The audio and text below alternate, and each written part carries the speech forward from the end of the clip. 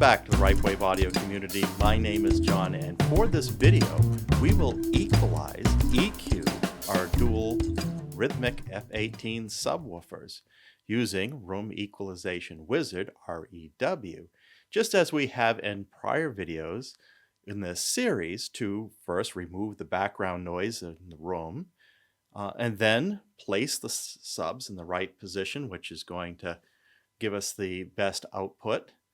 Adjust the crossovers, and then we had the last video was to set the delays and levels of the subwoofers. Now, without all that done, we're going to attack the equalization. But what we realized as we got into this is that the processor that we have and the subwoofer, while they have equalizer capabilities, they only give you one band where you can adjust the bass. So if you look at the processor, there is a bass setting for equalization, a mid and a high range. There isn't a specific sub equalization, but to really nail this down, we want multiple frequencies which we can tune the bass, ideally with a parametric equalizer. Now, the equalizer that's built into these Rythmik subwoofers has a parametric EQ, and it is enabled if you put the line input, use the line input. But once again, it's only one frequency, and they say on the configuration sheet that the parametric equalization is really more for tackling the room modes than doing the final equalization. So what do we do to get more than one equalization band that we can tune here at the lowest additional cost to us? Well, at this point, what we have to do is introduce, we believe, the MiniDSP. Now, some of you may have processors, receivers that have multiple band parametric EQ. In that case, you could be all set. You could use the equalization that's built into your processor or receiver. With our older unit here, we don't have that luxury. So we're going to move to the MiniDSP, and we're going to see how REW can be used with the MiniDSP to get those settings correctly. But first we have to start with where our subwoofers currently are. So what we're going to do is we're going to take a multiple measurement. Now we have this probably in our saved database. Let's do it again. And as we say, every time we do a measurement, we get better, and it's good to compare to see if we've made any mistakes in the past. We're going to use the same 5 listening positions, one that is at the main listening position, one that is 1 foot away, 1 foot closer to the speakers, and then we're going to do a measurement to the far left and to the far right. When I say far, I mean a foot away from center. And with those will give us 5 positions. We'll do those measurements and we'll take an average. So we'll come back here. I'll have those measurements made and I'll show you how we average those together and then how we can begin to select a target curve and apply equalization that we can send over to MiniDSP. Okay, with our 5 positions gathered for the main listening from the main listening position, let's do an average. So we're going to hit the average response button here at the bottom left hand of the side of the chart. And that's going to create a new trace, which is the average. So we'll just look at that one. Here's the average trace that we have, and this is what we're going to use for the equalization. So what we'll do at this point is we'll go up to EQ and Room Equalization Wizard, REW, and we will make sure that our target type is subwoofer. We're going to do the bass management cutoff. Now there's no reason to cut it off that low. Let's just put it up at 200. Although we're cutting this off ourselves at But that's what we had our traces go. So let's leave it there. And we'll see what happens if we let through the low frequency cutoff at 0. 10 might be a better place to start that. And so the curve that we're going to add to this, let's say, starts at 100 and ends at, say, 30. Let's zoom in on this a little bit. Too much. There we go. Yeah, let's do the base management cutoff at 120. That's exactly how we have it in our system. So the room curve is where we're going to start to rise up. Now I may play around with this. This is the first time I'm using this, and I might go back later on and change the target curve, and this has to be to my liking. Some manufacturers like Harman like to do a 10 dB boost at the lower end. I'm not sure I want to do that level of boosting, but I probably want to boost it a little bit. And target level, I'm going to make 75. That's where I've been doing all the measurements at. The target level, so this doesn't want to boost. I'm going to lower this down. So what we're doing is more cutting than boosting. And kind of hit that around the middle there and see what happens on that. And what we'll do is match the range. The individual boost will leave at 5 dBs, overall boost at 10, and a flatness, well, we can try to do really close. We'll see how far it goes. And we're going to allow the narrow filters below 200. And let's simulate this. Let's match that target. And this is what it's come up with, predictive. Let's center this so you can see it a little bit better. So here is what we had. And the predicted is this line. So it predicts. What's interesting here is we've got this problem. This didn't come up when we were measuring before, but I suspect that's because we're averaging the seats together. Before, when we were doing this, we were really looking at the real main sweet spot of the measurements. So we may want to go back again and adjust our timings a bit. This is where the manual is a little bit of a challenge, because you really got to keep at this and play with it. But just as a matter of, let's see if we can mechanically get through this and get it to load into MiniDSP. And yeah, I mean, you can play with the target levels here and see if that makes some more improvement. The predictive does show a problem at 45 Hertz. I am concerned about that, but let's load this in. And of course, we're going to measure this again once we've got MiniDSP with these target curves. So how are we going to do this? So this is in the system.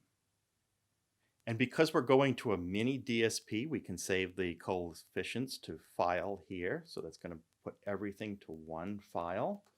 MiniDSP export 1.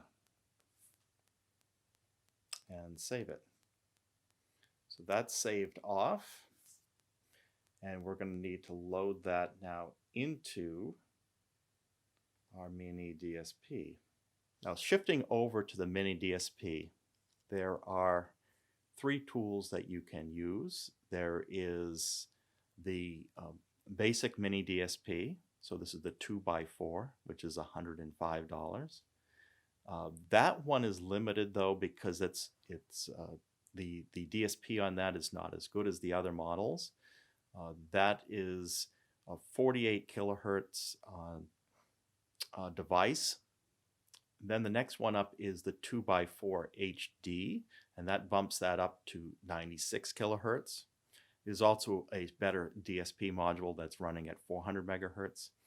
So definitely a grade up, but then it's more than double the cost. That's $225. And then finally, you can get the MiniDSP HD, but with Dirac Live room calibration license with that. And that product is called the DDRC-24 and sells for, I believe, close to $500. Now, to make this process simpler, we are using a wireless module. This is their WIDG, which is an add-on option for $75. And this bridges to the unit, and it's there for control. You still need to wire this, which is a good thing. We want wired connection for the signal processing. So the wireless is, now I don't have to have a cable from the MiniDSP, which is up here near the rack, to the computer. So I'm doing wireless control to that. So that is very helpful. So when we bring this in and we're connected through wireless, and we'll do another episode just on setting up the MiniDSP because some trickiness on that. But what we want to do is we want to make sure our routing here is set to analog. So what we're done is we're coming out the processor subwoofer output and going into input 1. We won't need the second one because our processor is in parallel there. So it will just be the first input. And then going to the outputs, what we've done here is we've mirrored output 1 to output 2. We have 2 subwoofers. Now you could do up to 4 subwoofers with the MiniDSP. But what we've done is initially here, the PEQ is just set to flat. We're not using crossovers, so that's good. We're not using the MiniDSP as a crossover. We've also turned Dirac off. We'll come back to that at a later time. So this is the DDRC-24 that we are using here. Yeah, so what we've done is under PEQ, and I'll back out of this so you can see it, is we've brought up the PEQ settings and we select the channel as output 1, and then we're linking output 2 to output 1. So both subs will be getting both signals in this case to start with. So with that set, with output 1 and 2 together, we'll go back to output 1. Oh, and by the way, if you go back to the routing page here, we've got output 3 and 4 turned off. And notice Dirac 2 is turned off. So we have the input 1 is turned on, and outputs 1 and 2 is turned on. The rest is turned off. So let's go to PEQ here,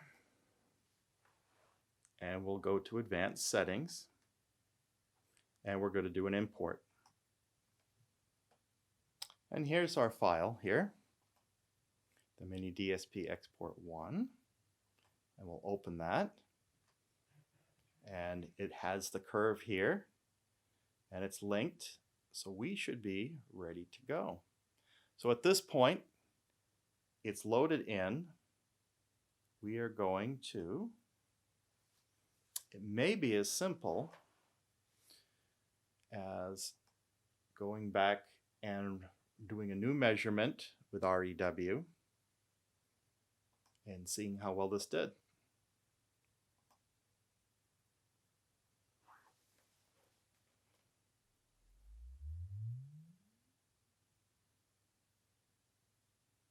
Now I'm doing this from the main listening position, so what I want to do is compare the main with the EQ main. It's interesting here that the EQ version almost seems worse. So I'll keep fussing with this. But mechanically, you've seen how this works together. It's running through the REW now. And let's just give this another shot. What I might just try doing to simplify this, rather than averaging everything down, I'm going to run the curve just with the main listening position and try that again.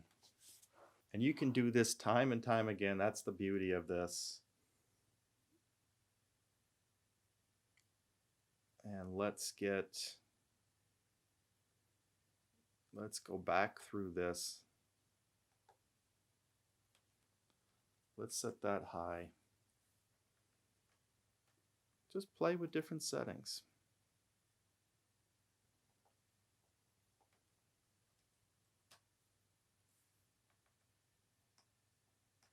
Let's try a different curve.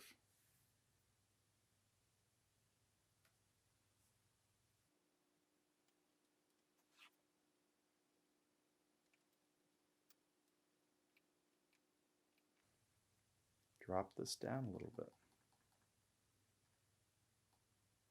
Let's see what this will do.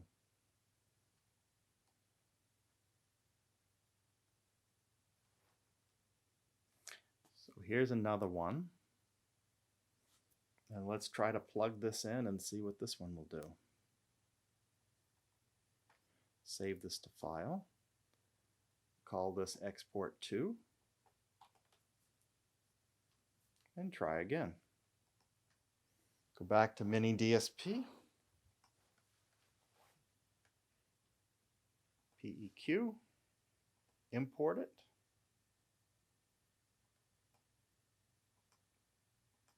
Open it. This one does look different. To run this again.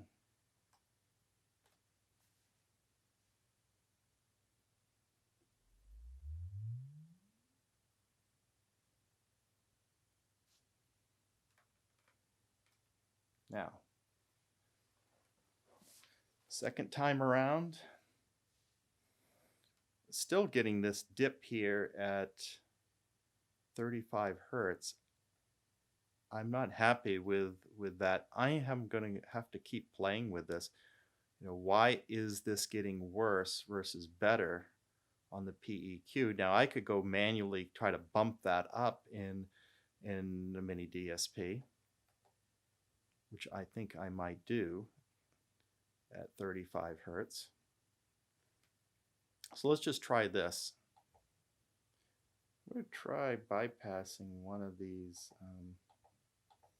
equalization points and see if that makes a difference. We'll try bypassing equalization point 7 to see if it makes a bigger difference there. I'll go back here, remeasure.